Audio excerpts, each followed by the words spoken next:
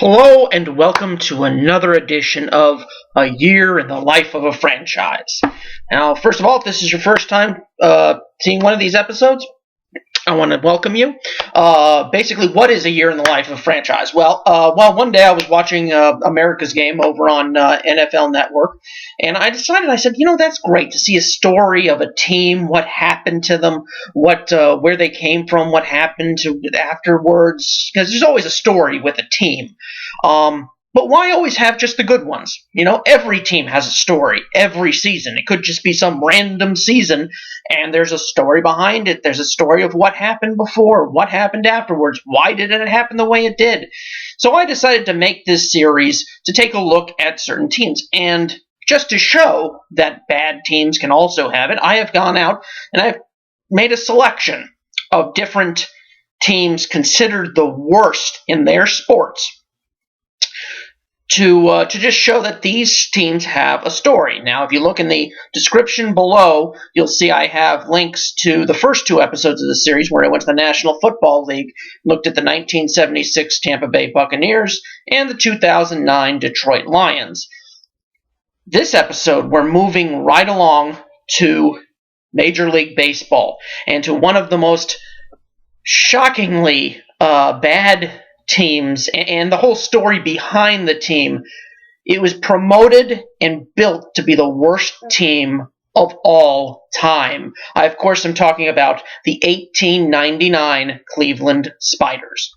Okay, what do we know about the Cleveland Spiders? Let me just give you a little rundown here of who they were. They were founded in 1877 in the American Association, otherwise known as the Major League. The owners were a streetcar mogul named Frank Robeson and his brother Stanley, who came in to run the team as well. At the beginning, they were known as the Forest Cities and the Blues, but in 1889, they moved to the National League and changed their names to the Spiders. They were a below-average baseball team that played in a small park, but things changed in 1891. They had a new manager and infielder, player-manager, by the name of Patsy Tebow, and a rookie pitcher known as Cy Young. They joined the team, and the team became a competitive team in the National League. Over the next 7 seasons, they were known for awesome pitching, really kind of tough, grind-out offenses. The pitching from Cy Young and Nig Cubby were just incredible. The team was really it. They hit its high water mark at 1895, finishing second in the National League. Young led the league in wins. Left fielder Jesse Burkett won the batting title with a .409 average, and the team won the Temple Cup, which was a postseason series they would have between the first and second place teams in the National League. So they came away with that as well. The problems happened just prior to 1899. Frank and Stanley Robeson, the owners of the Spiders, purchased the struggling St. Louis Browns, who were also in the National League. Now, there was nothing in the rules of the time to say that you wouldn't have a conflict of interest by owning 2 major league teams in the same league. And at this time, there was only one division. It wasn't split up to different divisions. So the Browns had been going through a bad time. They were in bankruptcy, and so the Robesons decided to rename the team the Perfectos. Well, why did they do that? Well, they felt they could make a buck off this team. Definitely. St. Louis played in what was called League Park, although they changed the name to Robeson Park, and it could hold 15,200 people. Cleveland, on the other hand, played in League Park, the one in Cleveland, and it only held 9,000 ticket holders.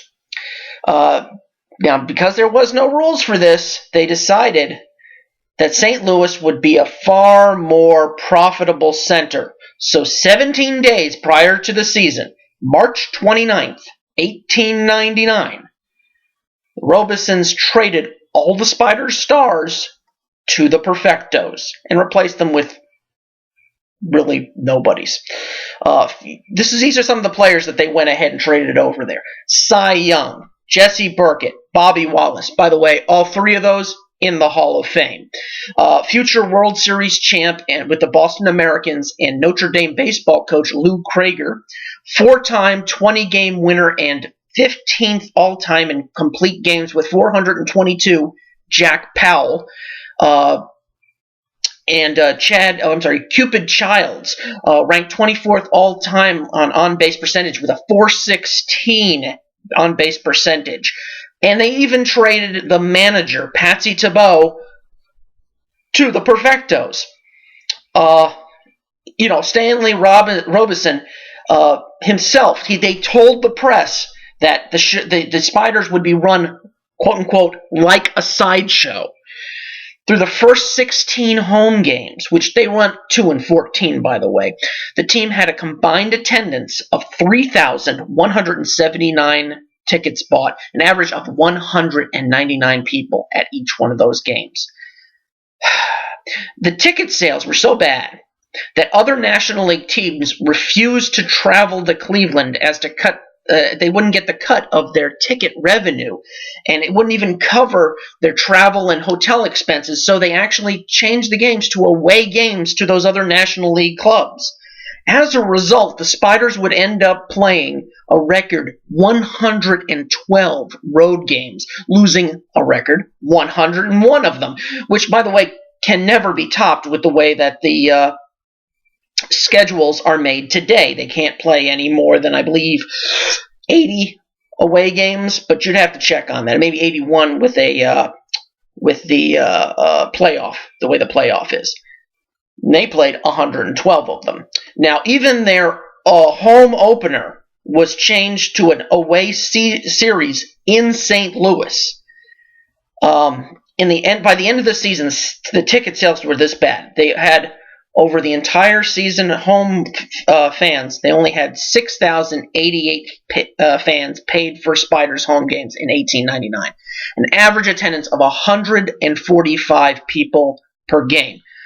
After their first game, which was a 10-1 loss at St. Louis, the Cleveland newspaper, the Plain Dealer, had a big headline. You can actually find it out there. It says, "The farce has begun." So that the press didn't even help with this team. They were in tough shape. Another thing that just, as the season went on, as St. Louis needed other players, they would just trade players back and forth to Cleveland. Lave Cross was the first manager he was a player manager with the Spiders. He went 8-30.